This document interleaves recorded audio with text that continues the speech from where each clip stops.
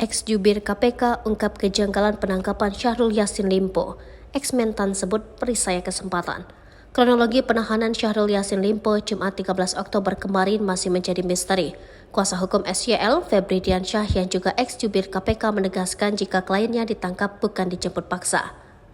Perlu dibedakan antara penangkapan dengan jemput paksa. Informasi dari pihak keluarga atau pihak yang hadir di lokasi saat Pak SYL dibawa oleh tim KPK itu adalah penangkapan katanya.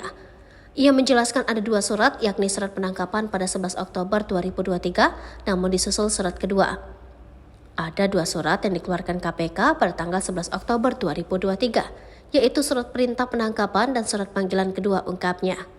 Menurut Febri, surat panggilan kedua itu sudah dikonfirmasi oleh pihaknya ke KPK bahwa SYL akan mendatangi KPK Jumat 13 Oktober, namun malah ditangkap di apartemennya di Jaksel. Kami tidak tahu kejanggalan-kejanggalan ini sebenarnya dilatar belakangi oleh apa, ujarnya.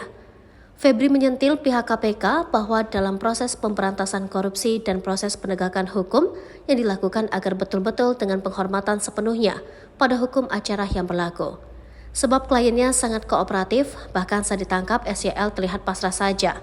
Sementara itu SYL mengatakan akan mengikuti semua proses hukum yang ada dan tentu saja akan mengedepankan juga hak-haknya sesuai aturan yang ada. Ia mengaku siap berproses secara baik dalam peradilan.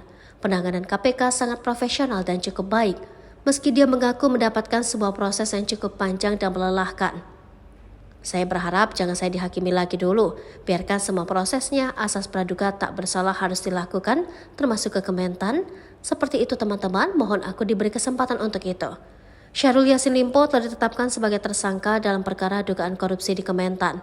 SYL pun resmi ditahan di rutan KPK pada Jumat selama 20 hari ke depan untuk penyidikan lebih lanjut. Selain SYL, KPK juga menahan dua anak buahnya, yakni Sekretaris Jenderal Kementan Kasdi Subagiono dan Direktur Alat dan Mesin Pertanian Kementan Muhammad Hatta.